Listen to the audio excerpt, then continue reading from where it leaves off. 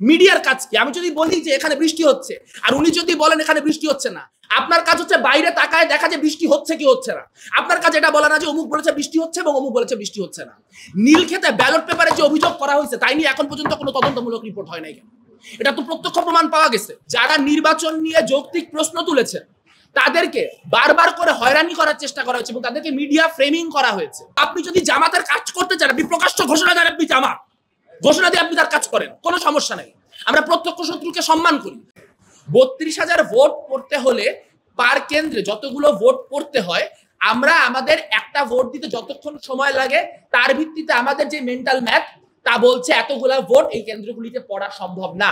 আমরা দেখতে পেয়েছি এই বিষয়ে আমাদের বিশ্ববিদ্যালয়ের প্রশাসনের তরফ থেকে যে ব্যাখ্যা দেওয়া হয়েছে, সেই ব্যাখ্যা মূলত আমাদের পূর্বতন যে আওয়ামী প্রশাসন, সেই আওয়ামী প্রশাসনের মতোই একটা ভুগিচুগি ব্যাখ্যা ছাড়া আর কিচ্ছু না। তারা বলছেন যে এটির মধ্য দিয়ে মানুষের স্পর্শকাতর ইনফরমেশন নাকি ফাঁস হয়ে যেতে পারে।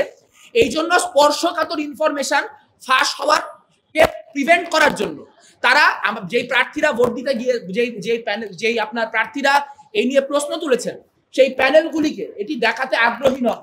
এই কথাটা কি পরিমাণ স্টুপিড আপনারা নিজেরা একটু বিবেচনা করেন। একটা ভোটারের যে স্বাক্ষর, সেখানে শুধুমাত্র ভোটারের যে সিগনেচার সেটা ব্যতীত আর কোনো তথ্য নাই। এখন একজন ভোটার যখন ভোট দিতে গেছেন তিনি কি লুকায় লুকায় গেছেন? তিনি তো লাইনে দাঁড়ায় গেছেন। আচ্ছা, তিনি তো সেখানে আমি যদি সেই স্বাক্ষরের তালিকা পাই সেখানে তিনি কাকে ভোট দিয়েছেন সেটা তো জানার কোনো উপায় নাই।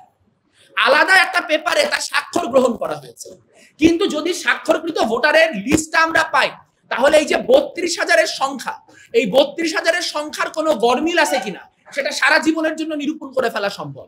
তাহলে যেহেতু নির্বাচন নিয়ে প্রশ্ন উঠছে, তারা কেন এই ইনফরমেশন প্রকাশ করার মধ্যে দিয়ে এই জিনিসটিকে খোলাসা করছে না? তাদের কাছে এই বিষয়ক কোনো ব্যাখ্যা কিন্তু আসলে আমরা পাই নাই। আমি জানতে চাই স্পর্শকাতর তথ্যটা কি? ভোটারের সিগনেচার ছাড়া আমরা যে লিস্ট চেয়েছি সেই লিস্টে আর কিচ্ছু নাই।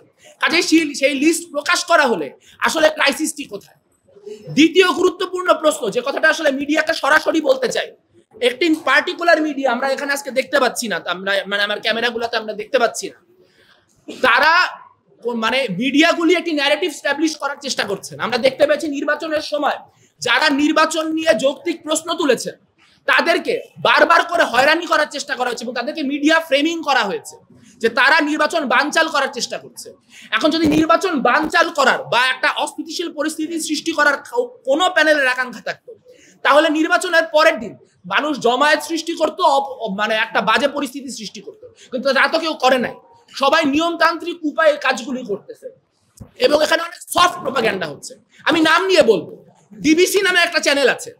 ডিবিসি পরশুদিন বা তার আগের দিন বেশ কয়েকটি প্যানেলের যারা প্রার্থী তারা ভিসির সঙ্গে দেখা করতে গিয়েছে। সেই ভিসির সঙ্গে দেখা করতে যাওয়ার যে ভিডিও, এই সফট প্রপাগ্যান্ডাগুলি জনগণের বুঝতে হবে। সেখানে তারা কোনো বাড়তি তথ্য অ্যাড করে নাই। তারা কি করছে? করুণ মিউজিক লাগাই দিছে।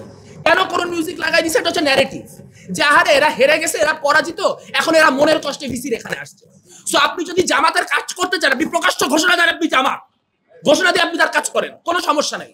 আমরা প্রত্যক্ষ শত্রুকে সম্মান করি, আমরা প্রত্যক্ষ সমর্থন করি। কিন্তু প্রশ্ন হচ্ছে এইটা কি ঘেরাটোপ চলতেছে? মানে এখন কি ভোটারও গুপ্ত? মিডিয়ার কাজ কি? আমি যদি বলি যে এখানে বৃষ্টি হচ্ছে আর উনি যদি বলেন এখানে বৃষ্টি হচ্ছে না, আপনার কাজ হচ্ছে বাইরে তাকায় দেখা যে বৃষ্টি হচ্ছে কি হচ্ছে না। আপনার কাজ এটা বলা না যে অমুক বলেছে বৃষ্টি হচ্ছে এবং অমুক বলেছে বৃষ্টি হচ্ছে না। নীলক্ষেতে ব্যালট পেপারে যে অভিযোগ করা হয়েছে তাই নিয়ে এখন পর্যন্ত কোনো তদন্তমূলক রিপোর্ট হয় নাই কেন? এটা তো প্রত্যক্ষ প্রমাণ পাওয়া গেছে। আপনারা নির্বাচনের দিন আমরা যা বললাম তার অধিকাংশ গণমাধ্যম থেকে পাওয়া তথ্য, তাহলে সেই তথ্যগুলো এখন আর সামনে আসতেছে না কেন? কারণ আমরা দেখতে পাচ্ছি ক্লিয়ারলি একটা মিডিয়া ন্যারেটিভ এস্টাবলিশ করার চেষ্টা করা হচ্ছে এবং নির্বাচন কেন্দ্রিক যে অনিয়ম, সেই অনিয়মের কথা তাকে কেউ বললেই তাকে নির্বাচন বানচাল করার চেষ্টা, অমুক তমুক ইত্যাদি বলা হচ্ছে।